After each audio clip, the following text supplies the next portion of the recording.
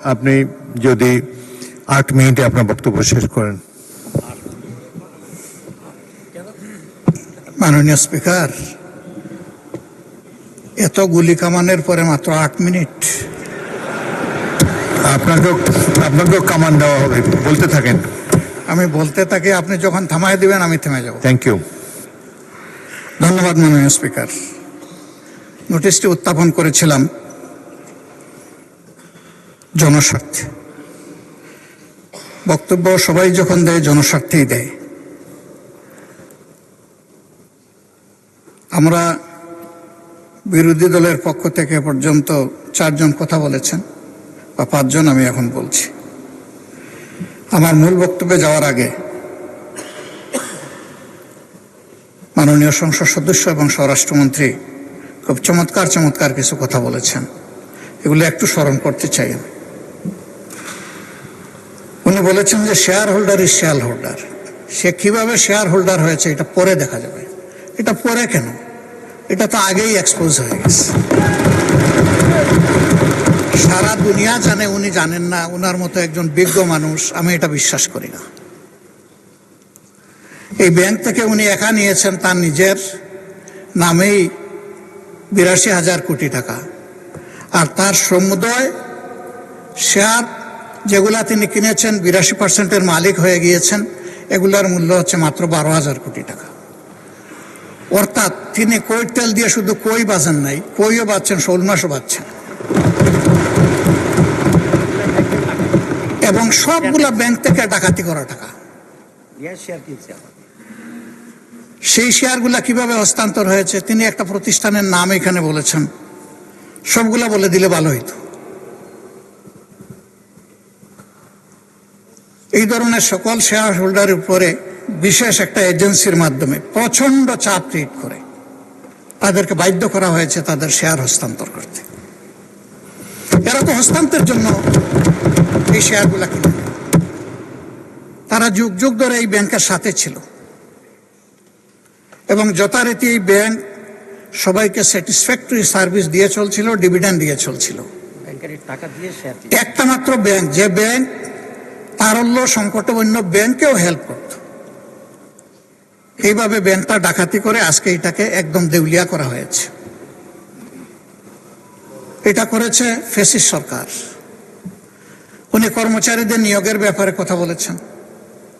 10,000 কর্মচারীকে নিয়োগ দেওয়া হয়েছে, সামান্য কোনো নিয়ম নীতি মানা হয়নি, পত্রিকায় একটা বিজ্ঞপ্তি দেওয়া হয়নি। এই ব্যাংকের সমস্ত অতীত ট্রেডিশন ব্যাক করে কোনো পরীক্ষা ছাড়াই তাদেরকে নিয়োগ দেওয়া হয়েছে। একটা কাগজে কেউ না কেউ সই করে দিয়েছে, এইটাই তার নিয়োগ লেটার। মাননীয় বিরোধী দলের নেতা, আপনি ভালোই বলছেন, কিছুটা অস্পষ্টতা আমার কাছে মনে হয় যে তিনি বলতে কাকে আপনি মিন করছেন, আর যেই আমলে এভাবে নিয়োগে বৈষম্য করা হয়েছে, অবৈধভাবে নিয়োগ দেওয়া হয়েছে, সেটা কি ফ্যাসিস্ট আমলে নাকি ইন্টারিম সরকারের আমলে? ক্লিয়ার করে বললে সবাই উপকৃত হবে। জি জি, এটা ফ্যাসিস্ট আমলে, কিন্তু সালাউদ্দিন সাহেব একটা অংশ এনেছেন, আরেকটা অংশ আনেন নাই। সরকার পরিবর্তন হওয়ার পরে 5 আগস্টের পরে আমরা যতটুকু জানতে পেরেছি যে তাদের সকলকে আবার পরীক্ষায় আসার জন্য ইনভাইট করা হয়েছিল, যে আসেন, বিনা পরীক্ষায় আপনারা চাকরি নিয়েছেন, মিনিমাম নিয়মটা মানে এখন আপনারা চাকরিতে ফিরে আসেন। তারা কেউ আসেনি। কেন তারা আসলো না? এরপরে এই ব্যাংকটা 1983 সালের নভেম্বরে 3টা শাখা দিয়ে বাংলাদেশে তার কার্যক্রম শুরু করে। ঢাকার লোকাল ব্রাঞ্চ মতিঝিলে, আগ্রাবাদ, চিটাগাং, সিলেট, তালতলা।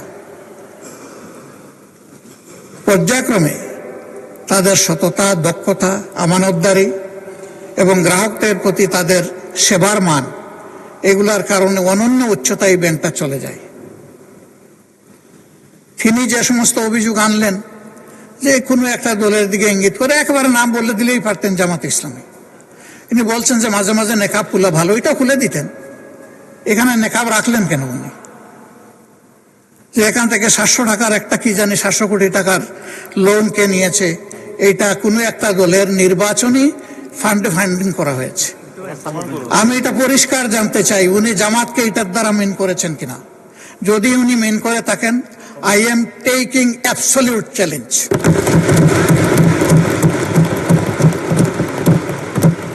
তিনি এটা প্রমাণ করতে পারলে আমি তাকে একটা মেডেল দিব পার্সোনালি। এরপরে কার ছেলে, কার নাতি, কোন কোম্পানি, শুধু ইসলামী ব্যাংক না, যে কোনো ব্যাংক থেকে চুরি ডাকাতি অসততার মাধ্যমে কিছু নিয়ে যদি আত্মসাৎ করে থাকে, তার ব্যাপারে অবশ্যই তদন্ত করে স্টার্ন অ্যাকশন দেশের বিদ্যমান আইনে নেওয়া উচিত। এটা আমি শফিকুর রহমান হলে আমাকেও যেন স্পেয়ার করা না হয়। মাননীয় স্পিকার, এই ব্যাংকটিতে ক্ষুদ্র একজন ব্যবসায়ী হিসাবে আমার বসার সুযোগ হয়েছিল 2005 থেকে 2011 সাল, 6 বছর।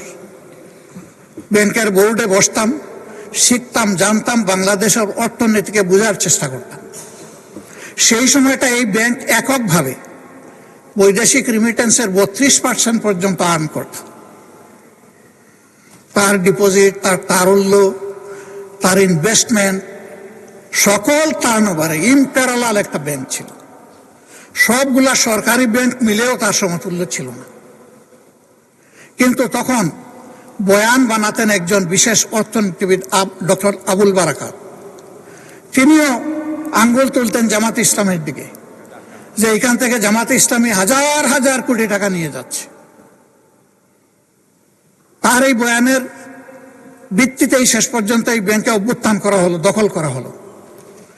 15.5 বছর দুঃশাসন চালানো হলো। কই প্রমাণ কোথায়? 15.5 বছর তো কম না। এখনো আবার একই তালে যদি কথা বলা হয়, আমি বলবো আমরা কি আবার সেকেন্ড আবুল বারাকাত হতে যাচ্ছি? আন্দাজ অনুমানের ভিত্তিতে কোন মহিলার কোন কোটেশন সংসদের মতো একটা প্রেস্টিজিয়াস জায়গায়, এগুলো আসলে আমরা আশা করি না। ওই মহিলাকে সংসদে হাজির করা হোক, যদি কোনো প্রভিশন থাকে সংসদে গণশুনানি হোক, অসুবিধা নাই। আরডিএস প্রকল্প কোনো দলের নয়, কোনো ধর্মেরও নয়।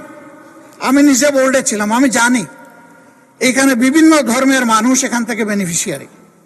এখানে দল ধর্ম দেখা হয় না, এখানে টার্গেট গ্রুপকে প্রাধান্য দেওয়া হয়। উনি কত 11,000 কোটি টাকার একটা রেফারেন্স দিয়েছেন। কে নিয়েছে এটা? আমি, আমার সহকর্মীরা? যদি এরকম হয়, দলের ফান্ডে যদি 1 টাকাও আসে, আমি বলবো সার্চ লাইট দিয়ে এটা তালাশ করে আমাদের বিরুদ্ধে যেন অভিযোগ। মাননীয় বিরোধী দলের নেতা আপনাকে, ওনাদেরকে 15 মিনিট বলেছে, আপনাকে 7 দিয়েছি, আরো 8 মিনিট বলেন আপনি। মাননীয় স্পিকার, আপনাকে ধন্যবাদ। আমি যা আশঙ্কা করছি সেটা এখন বলতে চাচ্ছি।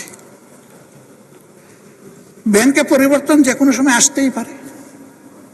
ব্যাংকের স্বার্থে আসতে হবে, গ্রাহকের স্বার্থে আসতে হবে, মালিকের স্বার্থে আসতে হবে। আমি এই ব্যাংকের একজন মালিক। আমার 10 টাকা মূল্যের একটা শেয়ার আছে। আমি আমার এই শেয়ারের দাবি কখনো ছেড়ে দেব না। আমার এই 10 টাকা মূল্যের শেয়ারের পক্ষে আমি আমার রাইট ধরে রাখার জন্য, এস্টাবলিশ করার জন্য যা করা দরকার তাই আমাকে করতে হবে। আমি তার রাজনৈতিক পরিচয় করব না। আমি করব এই ব্যাংকের একজন গ্রাহক হিসাবে, একজন মালিক হিসাবে। এইভাবে রাজনৈতিক পরিচয় থাকা কোনো দোষের বিষয় নয়। আর এই ব্যাংকের গ্রাহক শুধু জামাত ইসলামের মানুষরাই নয়, এই ব্যাংকের গ্রাহক বিএনপির বহু লোক আছেন, আমার পরিচিত অনেক লোক আছে, অন্যান্য দলের আছে, অন্যান্য ধর্মের আছে। এটা সকলের ব্যাংক। এই ব্যাংক একক কারণ। ওই ব্যাংকের গায়ে লেখা নাই যে এই ব্যাংক এরাই শুধু সুবিধা নেবে, বাকিরা পারবে না, এরাই শুধু গ্রাহক হতে পারবে, বাকিরা পারবে না, এই ধরনের কিছু লেখা নাই। এগুলো হলো বানায়ট বয়ান।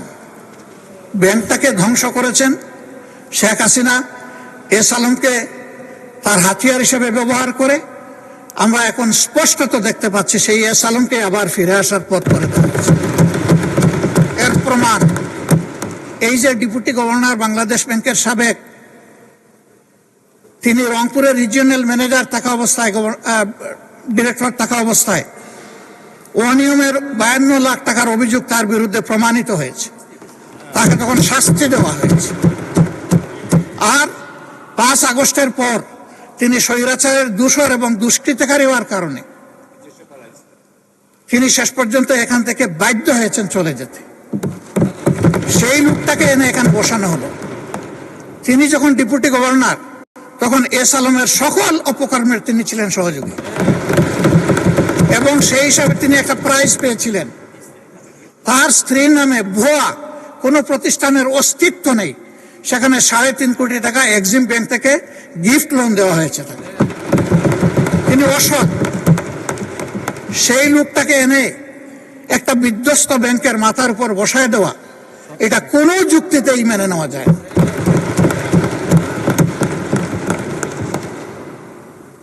সরকার অবশ্যই সবকিছু চালাবেন, ক্রেডিট হলেও সরকারের, ডিসক্রেডিট হলেও সরকারের, কিন্তু জনগণের পারসেপশনটা কি এই ব্যাংক নিয়ে, এটা অবশ্যই সরকারকে বিবেচনায় নিতে হবে। আমি মনে করি সরকার বিবেচনায় নিলে দেশ লাভবান হবে, জাতি লাভবান হবে। ইসলামী ব্যাংক কোনো কারণে যদি আরো ক্ষতিগ্রস্ত হয়, আমি ব্যক্তিগতভাবে মনে করি বাংলাদেশের অর্থনীতি মাটির সাথে বসে যাবে। আস্থার এটি একটা পিরামিড। এই পিরামিড হেলে পড়লে অথবা বিধ্বস্ত হয়ে গেলে ব্যাংকিং ব্যবস্থার উপরেই মানুষের অনাস্থা তৈরি হবে, এবং এই অনাস্থা বাংলাদেশের জন্য কোনো ভালো বার্তা বয়ে আনবে না।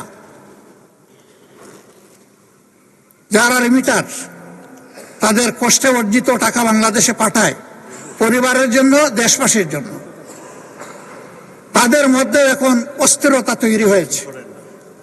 আমি হজের শহরে মাত্র 11 দিনের জন্য গিয়েছিলাম।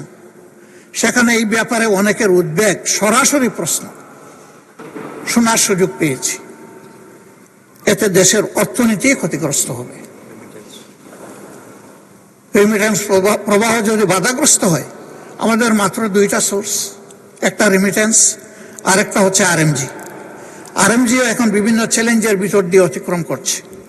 রেমিটেন্সও যদি বিপদে পড়ে যায়, তাহলে আমাদের দেশের অর্থনীতিটা গিয়ে কোথায় দাঁড়াবে মাননীয় স্পিকার? এই সবগুলোই তো আমরা বিপদে পড়ে যাব। এই জন্য আমরা অনুরোধ করব, জোর জবরদস্তি করে যাদের কাছ থেকে এই শেয়ারগুলা ডাকাতি করে নিয়ে যাওয়া হয়েছিল, অনতি বিলম্বে সসম্মানে সেই মূল্যেই তাদের কাছে আবার শেয়ারগুলো ফিরিয়ে দেওয়া। এরপরে সরকার সকল নিয়ম কানুন মেনে বোর্ড গঠন করবে, পরিচালনা করবে, আমাদের পূর্ণ সমর্থন থাকবে। এই ব্যাপারে আমাদের কোনো আপত্তি থাকবে না। সন্তান তার মায়ের কোলেই তো নিরাপদ। ওরা তো সৎমা হয়ে এসেছিল, ওদের কোনো দরদ ছিল না, ওরা ডাকাতি করেছে। এখন আবার যদি অসৎ লোকদেরকে দিয়ে এই ব্যাংক পরিচালনা করা হয়, যা আছে তাও শেষ হয়ে যাবে, উধাও হয়ে যাবে। আমাদের উদ্বেগটা এই জায়গায়। তখন যখন এই সমস্যা দেখা দিয়েছিল, মাত্র 4 দিনে ওখানে 70,000 কোটি টাকা ব্যাংক থেকে মানুষ উত্তোলন করে ফেলেছিল। আমরা একটু অনুরোধ জানিয়েছিলাম একজন গ্রাহক হিসাবে, ছোট্ট একজন মালিক হিসাবে, একটু ধৈর্য ধরুন, ব্যাংকটাকে বাঁচতে দিন। থেমে গিয়েছিল। এখন কি বলবো মানুষকে? এখন তো বলার কিছুই খুঁজে পাচ্ছি না। এই জন্য আপনার মাধ্যমে আমি মাননীয় প্রধানমন্ত্রীকে বিশেষভাবে অনুরোধ করব, বিষয়টা নিয়ে তিনি যেন সিরিয়াসলি ভাবেন। কোনো পূর্ব ধারণা থেকে নয়, বাস্তবতার ভিত্তিতে এই ব্যাংকটাকে বাঁচাতে হবে। আমরা বিশ্বাস করি এই ব্যাংক বাঁচলে, তার আগের জায়গায় ফিরে আসলে, ব্যাংকিং ব্যবস্থাপনার উপরে মানুষের আস্থা আবার ফিরে আসবে। অর্থনীতির 2 চাকার, 1 চাকা ব্যাংক আর 1 চাকা স্টক মার্কেট। ব্যাংকে আস্থা ফিরে আসলে অবভিয়াসলি হাত ধরে স্টক মার্কেটও আস্থা ফিরে আসবে। আমরা আমাদের দেশটাকে সামনে এক দেশ যাচ্ছে, এটাই দেখতে চাই। আর লেম এক্সকিউজ এবং ব্লেমের যে বিষয়গুলো এখানে চলে আসে, এটা থেকে আল্লাহর কাছে আশ্রয় চাই। অলরেডি 5টা ব্যাংকের গ্রাহকরা রাস্তায় রাস্তায় ভিক্ষুকের মতো ঘুরছে। তারা তাদের বিনিয়োগের কোনো রেজাল্ট পাচ্ছে না, তারা তাদের আমানত ফেরত পাচ্ছে না। আবার যদি সর্ববৃহৎ ব্যাংকের একই বিপর্যয় ঘটে, তাহলে আমরা গিয়ে কোথায় দাঁড়াবো? মাননীয় স্পিকার, আজান হয়ে গেছে, আমার কথা আমি এখানেই শেষ করলাম। আমি আপনার মাধ্যমে একটা প্রতিকার চাই, ব্যাংকটা বাঁচুক, আমরা এটাই চাই। আসসালামু আলাইকুম। ধন্যবাদ মাননীয় বিরোধী দলের নেতা। মাননীয় সদস্যবৃন্দ,